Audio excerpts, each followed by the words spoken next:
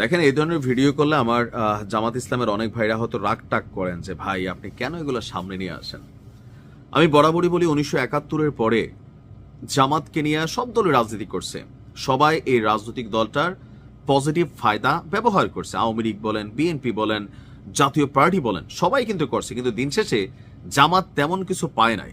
But এখন যখন এই 2026-এ এসে জামাতের একটা পজিটিভ ভাইব তৈরি হচ্ছে, জনমত জামাতের পক্ষে একটা বড় অংশ কাজ করছে, মানে জামাতের তুলনায়, অতীতের তুলনায়, ঠিক এই সময় জামাত নেতাদের এমন বক্তব্য যে ধর্ম ব্যবসায়ী বা ধর্মকে পুঁজি করে মানুষের যে অনুভূতিতে আঘাত করার চেষ্টা, এটা কিন্তু আসলে প্রকাশিত হয়ে যাচ্ছে। তবে সবাই না, আবারও বলি, বিএনপিতে যেমন কিছু নেতা আছে, আওয়ামী লীগে যেমন ছিল যে ডাক্তার মুরাদদের মতন আওয়ামী লীগের 12টা বাজাইছে, বিএনপিতে টুকিটাকি নেতা আছে তারাও বাজাচ্ছে। আর জামাত হঠাৎ করে কিছু নেতাকর্মী ইমব্যালেন্সড হয়ে গেছে।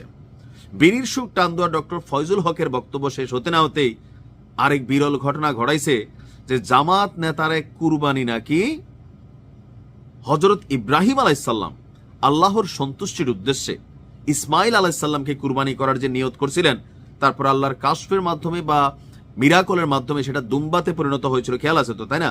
যে পরবর্তী দুম্বা কুরবানি করা হয়। সেই কুরবানির চেয়েও জামাতের নেতায় যে এনসিপির আক্তারের সিটটা ছেড়ে দিছে, এটা নাকি এর থেকে বড় কুরবানি।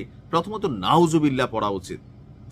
জামাতের একটু ভাইবা চিন্তা, নমিনেশন দেওয়া উচিত। আমি বলছিলাম ডক্টর ফয়জুল হক আগাগোড়া এত বছর বিএনপি ছিল, যত বছর বিএনপি ছিল নমিনেশন চাইছে, তখন বিএনপির সন্ত্রাসী পাথর দিয়া হত্যাকারী দল মনে হয় নাই।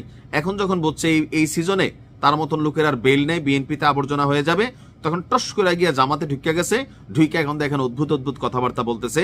জামাতের যারা রেগুলার নেতাকর্মী, আমি তাদের মুখে এরকম কথা কমই শুনি। তবে আজকে যিনি এই কথা বলছেন, আমার কাছে একটু আশ্চর্য লাগছে।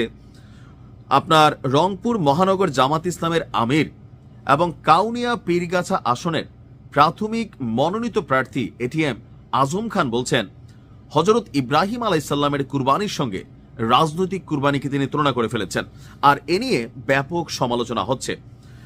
8ই জানুয়ারি রংপুরের পীরগাছা উপজেলার কদমতলা এলাকায় আয়োজিত এক মতবিনিময় সভায় এই বক্তব্য তিনি দিয়েছিলেন। সেখানে জোটের প্রার্থী এবং সদস্য সচিব আক্তার হোসেনও উপস্থিত ছিলেন। এই যে আক্তার উপস্থিত ছিল, এই যে এত বড় একটা কথা বল, আক্তার কোনো বাধা দিছে? আগাত মোরা তো তিনিও দাড়ি টাড়ি রেখা পাঞ্জাবি পইরা হাঁটেন। আসলে এনসিপির প্রতিও মানুষের থাকে না যে হ্যাঁ উনি হয়তো বলতেছে। একজন মানুষ বক্তব্য দিতে গেলে হয় কি জানেন, স্লিপ অফ টাং, সামনে থাকা অডিয়েন্স, জোশ জোয়ারে অনেক কিছু বইলা ফেলে। ওই যে মাহাদির কথা খেয়াল নাই, বানিয়াচং থানা উড়াই দিছি, এটা জোশের ছাড়াই চলে আসে। তো সাথে থাকা মানুষগুলো তো আটকাইতে পারতো মাহাদিরে। জামাতের এই নেতা যখন কথা বলতেছিলেন তখন তো আক্তার আটকাইতে পারতো, ভাই কানে কানে বলতে পারতো, কিন্তু এনজয় করছে।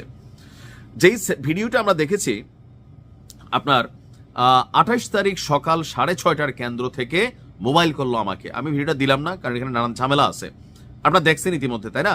যে 28 তারিখ সকাল 6:30টায় কেন্দ্র থেকে মোবাইল করলো আমাকে। কাকে? আজম খানকে।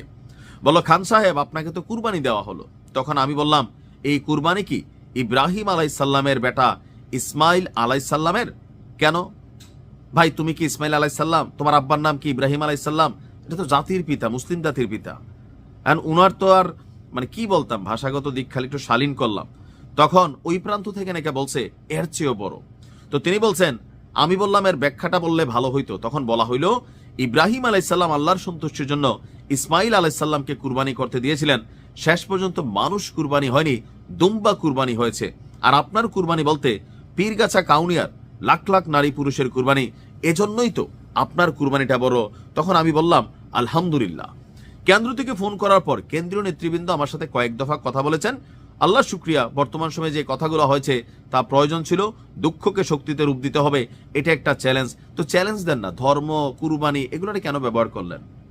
আপনার মতন আজম খানরা জামাতের কিন্তু পুঙ্গি বাজাবে, আমরা বইলা দিচ্ছি বারবার। আমাদের ভিডিও দেখা জামাতের নেতা কর্মীরা ক্ষোভ হইতে পারেন, কিন্তু ভাই আমরা সমালোচনা করি যখন মনে হয় যে আপনার দলের এই লোকটা আপনার জন্য ক্ষতিকর।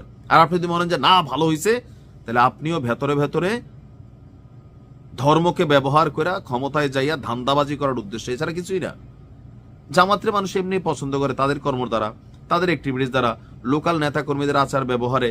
কিন্তু বারবার ওই যে বিড়ি সুকটান দিয়েও, বিড়ি খেয়েও নাকি জান্নাতের টিকিট পাবে।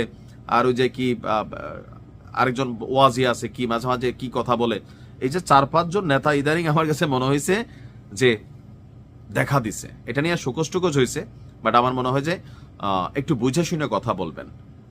সারা জীবনের যে চাহিদা ছিল, চাওয়া ছিল, মুহূর্তের মধ্যে হাত ফসকে চলে যাবে। আল্লাহ একটা নেয়ামত দেয়, সেই নেয়ামতের অপব্যবহার হইলে, ধান্দাবাজি শুরু করলে এটা আপনার জন্য ক্ষতিকর হবে। ভালো থাকবেন।